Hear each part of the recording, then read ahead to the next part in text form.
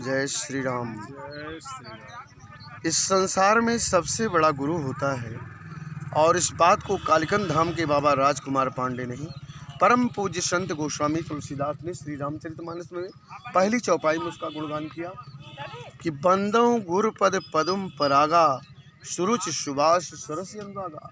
और उत्तरकांड में दर्शाया कि गुरु बिन भव निधि तरई न कोई और जो भी रंच शंकर सम होई।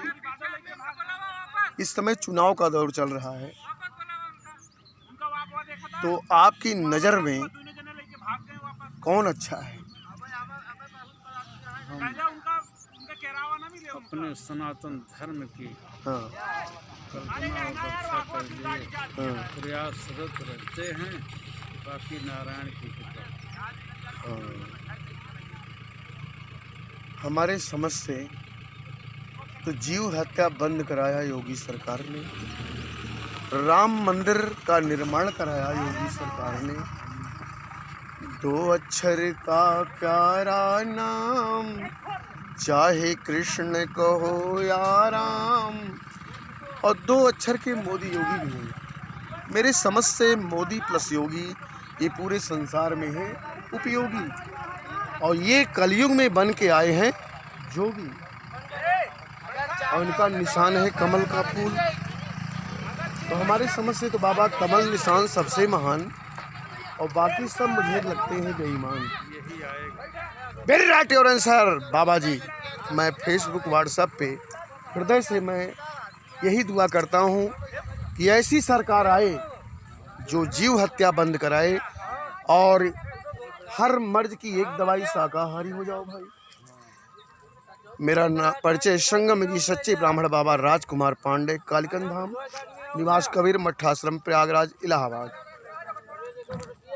वर्तमान महंत फकीर श्री निर्मल साहब महाराज, शिष्य राजकुमार पांडे, मोछा दही के तांदे। जय श्री राम। और जब से मैं इस लाइन में आया, बाल और आपकी तरह, तो उत्तरकांड में गोस्वामी तुलसीदास ने लिखा कि जे ब्राह्मण गुरु संत से ईर्ष्या करहीं, रौ रौ नरक कोट जुग परहीं, और त्रिजग जोन पुनि धरई शरीरा, आयु तो जन्म भर पामई पीरा। साधु संत और ब्राह्मण का अपमान भगवान कभी बर्दाश्त नहीं करते। इसीलिए गोस्वामी तो क्या नाम कबीर साहब कहते हैं कि गुरु गोविंद 2 फड़े काके लागो पाए, और बलिहारी गुरु आपने गोविंद यो बताए।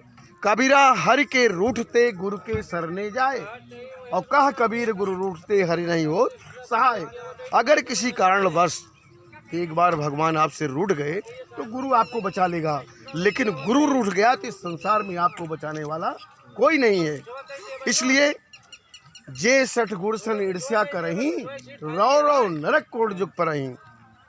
तो गुरु का अपमान कोई बर्दाश्त नहीं करता। तो